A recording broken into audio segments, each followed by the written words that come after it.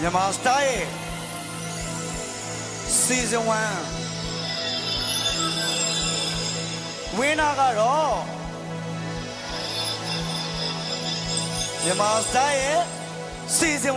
1 winner ကတော့အားလုံးမျှော်လင့်နေကြတဲ့အတိုင်းမှန်ပါတယ်လေလံ